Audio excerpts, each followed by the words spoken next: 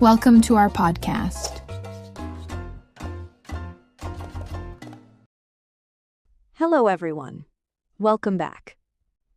I want to start today's episode with a strange question. Have you ever looked at your life and realized you're tired, but not from hard work? That's a dangerous kind of tired. Right? Not physically tired, mentally tired, emotionally tired. The kind where your brain feels noisy all the time. Like your mind has 50 tabs open, and one of them is playing music, but you can't figure out which one. Exactly. And somehow, even when nothing terrible is happening, life still feels heavy. I think a lot of people are experiencing that right now, and they don't fully understand why. You know what's strange? Modern life made many things easier. We can order food instantly, talk to anyone instantly, watch anything instantly. But emotionally, a lot of people feel worse than ever. Because convenience solved many external problems, but it quietly created internal ones too. That's interesting. What kind of internal problems? People are overstimulated, over-distracted, over-informed, but underconnected to themselves, to other people, to meaning. Wow. And here's the scary part. Many people don't realize how much their environment shapes their emotions. They think, this is just my personality. This is just adulthood. This is just life. When actually, some of the things making life difficult are completely invisible. Exactly. And once you start seeing them, life changes. Not overnight, but deeply. Okay. Let's start with one of those things. What's something people should understand earlier in life? Your brain is always listening to you. That sounds slightly terrifying. It kind of is. Most people think thoughts are harmless because they're invisible. But repeated thoughts become mental environments. What do you mean by that? If someone spends years repeating things like, I'm behind, I'm not good enough, I'm awkward, I'm unlucky, eventually, the brain stops hearing those as thoughts. It starts hearing them as facts. That's powerful. Because people talk to themselves in ways they'd never talk to a friend. Exactly. And the brain doesn't really care whether the voice is accurate, only whether it's repeated. So repetition becomes identity. Very often, yes. Can I say something slightly controversial? Please do. I don't think people are as lazy as they think they are. I agree completely. Really? Most people aren't lazy. They're overwhelmed. There's a difference. You know, something I've noticed, people adapt to almost anything, even things making them unhappy. That's one of the most dangerous human abilities. Adaptation? Yes, because adaptation keeps humans alive, but it also keeps people stuck. How? People slowly normalize things that hurt them. A stressful routine, constant negativity, bad sleep, unhealthy relationships, chronic distraction. And after enough time, the abnormal starts feeling normal. Wow. That's why awareness matters so much. Sometimes your life changes not because you learned something new, but because you finally noticed what you've been tolerating. Can we talk about attention for a second? Because I genuinely think something strange is happening to people's brains. Something is definitely happening. Right? People can't even watch a 2-minute video without checking another app halfway through. Because modern platforms are training the brain for novelty, not depth. Novelty, meaning constant stimulation. Exactly. The brain starts expecting emotional movement every few seconds. A new clip, a new joke, a new surprise, a new dopamine hit. And slowly, stillness begins to feel uncomfortable. That's scary, because some of the most important parts of life require stillness. Exactly. Reflection, creativity, deep conversation, focus, meaningful work. None of those grow well in constant noise. I think one of the biggest misunderstandings people have is about confidence. In what way? People think confident people act confidently because they feel confident. When often it's the opposite. Exactly. A lot of confidence is built through evidence. You do something difficult, you survive it, then the brain updates its beliefs. That's where confidence comes from, not from waiting. Nice. I really like that idea, because I think people imagine confidence as a personality trait. Like some people were simply born with it, and others weren't. Yeah, as if confidence is something you either have or don't have. But in reality, confidence behaves more like memory. Memory? Your brain remembers experiences. So if your experiences keep teaching you, I avoided the situation, I stayed quiet, I backed away, your brain starts expecting hesitation. Almost like it's collecting proof. That's a good way to put it. The brain is constantly collecting evidence about who you are, not who you want to be, who your actions repeatedly suggest you are. Wow. That hits a little harder than I expected. Because deep down, most people already know this. You can feel when you're slowly becoming someone you respect, and you can also feel when you're slowly disconnecting from yourself. Disconnecting from yourself. That's such an interesting phrase. I think a lot of people experience it without realizing. You stop doing things that make you feel alive. You stop challenging yourself. You stop being present. And eventually, life starts feeling strangely flat. You know what's weird? Sometimes people think they need excitement when what they actually need is engagement. That's a really good distinction. Because excitement fades quickly. It's intense, but temporary. Engagement feels different. It's quieter, but it gives life texture. I agree with that completely.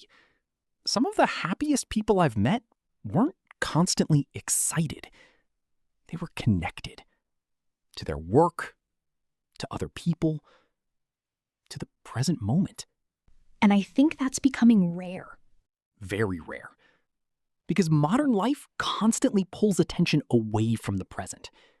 People eat while scrolling, walk while scrolling, listen while scrolling, rest while scrolling. Some people are probably scrolling while listening to this right now. Probably. And honestly, I'm not even judging that. I just think many people have forgotten what uninterrupted attention feels like. That's true. Even 5 quiet minutes can feel uncomfortable now. Because silence forces awareness. And awareness can be confronting. Confronting in what way? Silence removes distractions. And distractions are often emotional hiding places. When everything gets quiet, people start hearing their real thoughts again. Wow. The things they've been avoiding. The conversations they've been postponing. The burnout they've been minimizing. The unhappiness they've been explaining away. You know, I think that's why some people stay constantly busy. Not because they love being busy, but because slowing down feels emotionally loud. That's one of the most honest things we've said today. It's uncomfortable, though. Usually the important truths are. But discomfort isn't always a bad sign. Sometimes discomfort means you're finally seeing something clearly. And maybe that's the strange thing about growth. A lot of people think growth feels inspiring all the time. But sometimes it just feels honest. Because life rarely changes in one huge moment. It changes in tiny decisions, repeated consistently. What you ignore, what you tolerate, what you return to every day. Those things shape a person far more than motivational speeches ever will. Can I bring up something a little strange? Go for it. I think a lot of people are living around their lives instead of actually living them. What do you mean by around their lives? Like, they're constantly preparing for life, optimizing life, planning life, watching videos about life, thinking about becoming a better person someday.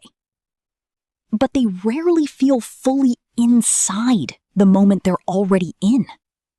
That's a very real phenomenon. And honestly, modern culture quietly encourages it. How? Because we're surrounded by the idea that life is always happening later, after you become more successful, after you become more attractive, after you become more confident, after you fix yourself. So people begin treating the present like a waiting room. That's a beautiful way to describe it. And the danger is that the waiting never really ends. You know what's sad? Some people postpone joy for so long, they don't even know how to relax anymore. Because their nervous system becomes attached to pressure. Wait, what do you mean by that? The brain adapts to repeated emotional states. If someone spends years stressed, rushing, overthinking, constantly stimulated, eventually calmness can start feeling unfamiliar, even uncomfortable. That's fascinating. So some people don't just have stressful lives. Their brains become trained for stress.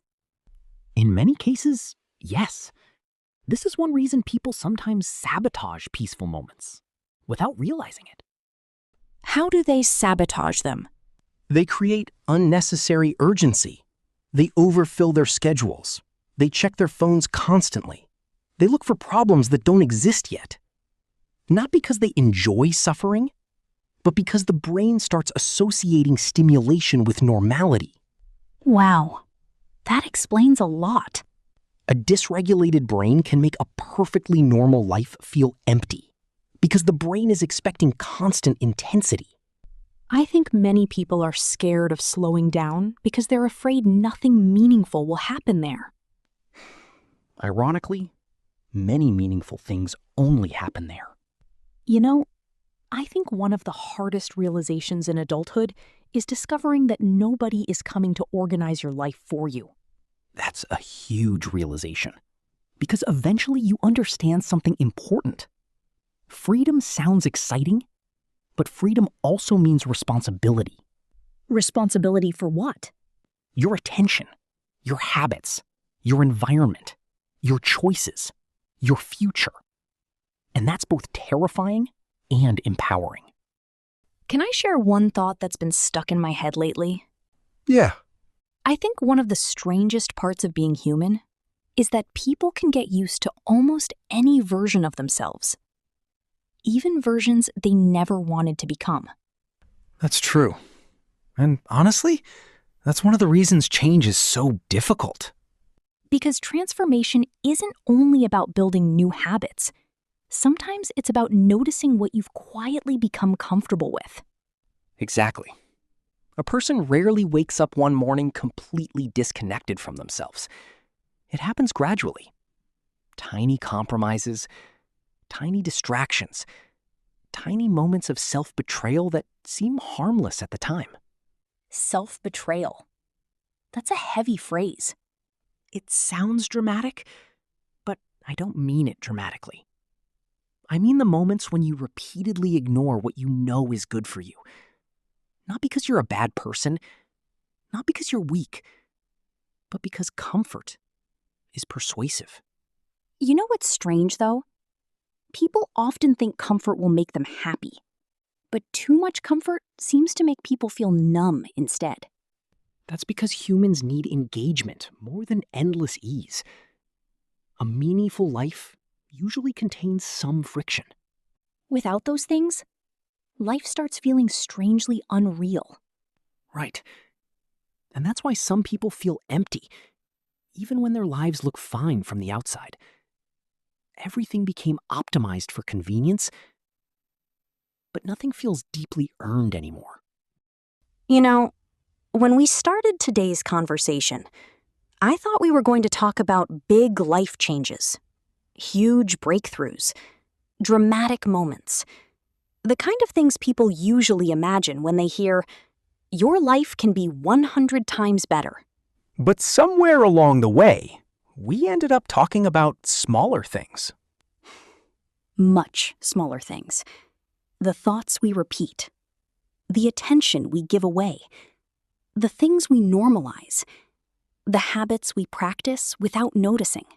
Because life has a quiet way of growing around repeated patterns.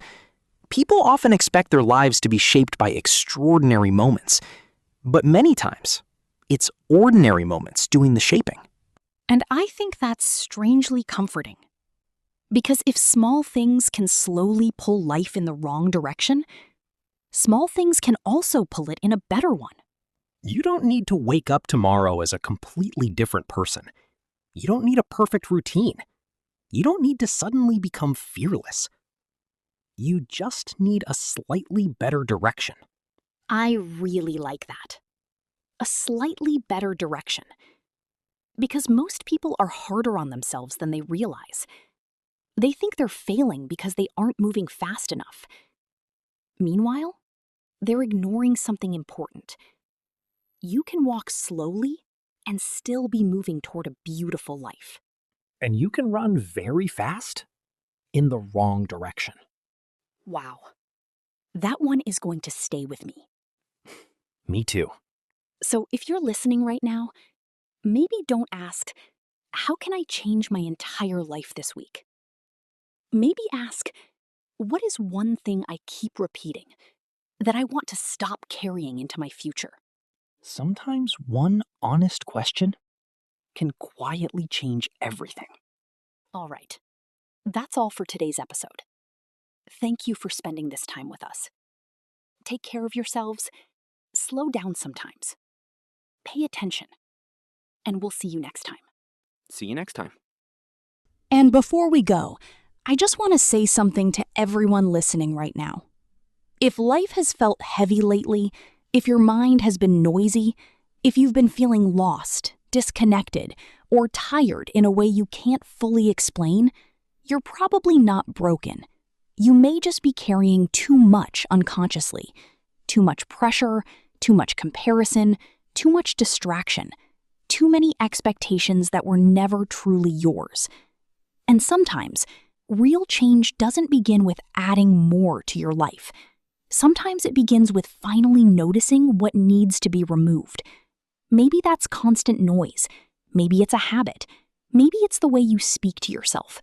Maybe it's the idea that you're somehow behind in life. You're allowed to slow down enough to hear your own thoughts again. You're allowed to rebuild your life quietly. You don't need to prove your worth every second of the day. And honestly, some of the strongest people I've ever met were not the loudest. They were simply the most aware. They paid attention to their lives, to their energy, to their habits, to the direction they were moving in. Little by little, that awareness changed everything. So tonight, or tomorrow morning, or whenever this episode finds you, I hope you give yourself a few honest minutes. No noise, no scrolling, no performance. Just you and your thoughts. because your life deserves your attention too. Thank you for being here.